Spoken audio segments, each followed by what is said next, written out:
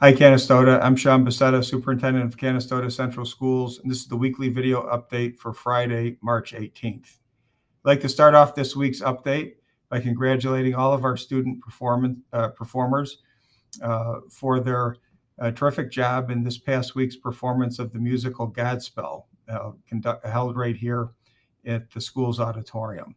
It was great to actually have family and friends be able to attend the event. First really large-scale event of this magnitude in quite some time, given our circumstances with COVID. So congratulations to them on a tremendous job. Their hard work paid off. Also, congratulations to Mr. Bunio and Mr. Button and everyone who played a part in making this production such a success. Speaking of music, also like to acknowledge the fact that March is Music in Our Schools Month. And in recognition of that, I'd like to point out a couple of things that I think you might find interesting. I always enjoy reading up on the latest research and things that impact learning. And certainly there's a well-known brain researcher by the name of David Sousa who adds some perspective in a lot of areas like music and physical activity and diet and exercise and all those things, and how do they impact learning. And so when it comes to music, or specifically the performance of music, both vocally and also instrumentally, there is substantial research that he points to that suggests that being engaged in vocal and instrumental music, actually participating in music, actually engages the same portions of the brain, specifically the left frontal lobe of the brain, that is responsible for our mathematical reasoning and our logical thinking. So in addition to just the inherent enjoyment that many people get from actually performing music, you actually also at the same time are also enhancing your ability to think mathematically and logically. So just one more reason to get involved with music. And the next time you do so, you can also think, you know what, you might also be improving your ability to perform in other areas. And so just some food for thought, and just one more reason to get involved with music and enjoy the many benefits of it. Also would like to make our parents aware of an opportunity for you to get involved in something positive at the school. We're going to be launching next Thursday, March 24th. We're going to be launching our Parent Advisory Council. This is a district-wide council. And really what we're trying to do is just get a group of involved parents, people who want to do something positive for the school, who'd like to contribute to some of the projects and initiatives that are underway at school. We want to be able to pull those like-minded people together who want to get something done positive that helps our students learn, brings potential opportunity, new opportunities to our students. If you'd like to be involved with that process, then we'd invite you to join us next Thursday, March 24th at 5:30 p.m.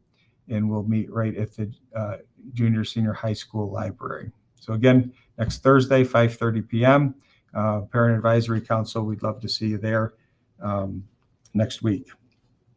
Finally, I'd like to acknowledge the fact that we have arrived at March Madness. Certainly one of the best times of the year. It is a little sad that Syracuse is not in the tournament this year, but nevertheless, March Madness always one of my favorite times of the year because it's about competition and excitement and all of those things that so many people enjoy. So in honor of, you can't talk about March Madness and college basketball without talking, as I often do, about the great Coach John Wooden. As I always like to mention some of the pieces of his his pyramid of success, these 15 building blocks of success that are not only applied to basketball, but to any type of skill in anything that you do in life. And valuable lesson not only for our students, but anybody who wants to improve and become better. So in honor of Coach Wooden and March Madness this month, I want to focus on the building block that he mentions of skill. And skill, as Coach Wooden notes, means a knowledge of an ability to properly execute the fundamentals. Coach Wooden was all about fundamentals. Any good coach is about fundamentals, and the same thing applies to the classroom. That students and teachers are always needing to be focused on the fundamentals to be the best that we can be. We don't need to do fancy things. We don't need to do elaborate things. We need to do fundamental things that we know yields the best results. I mentioned this because sometimes people wonder what kinds of things are teachers doing when we have staff development days.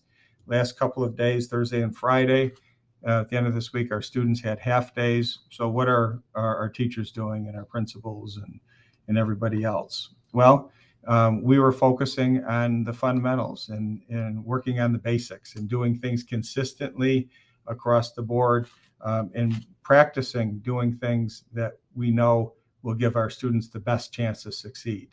So our staff was in fact working on their skill, their ability to focus on the fundamentals and do everything in a way that will give our students every opportunity to be successful. So it was a productive last couple of days. Even though our students weren't with us, our students will be better off because of the types of things that our staff was involved with. We look forward to having students back on Monday when they return from the weekend. Hope everybody has a great weekend. Enjoy March Madness, and go Raiders.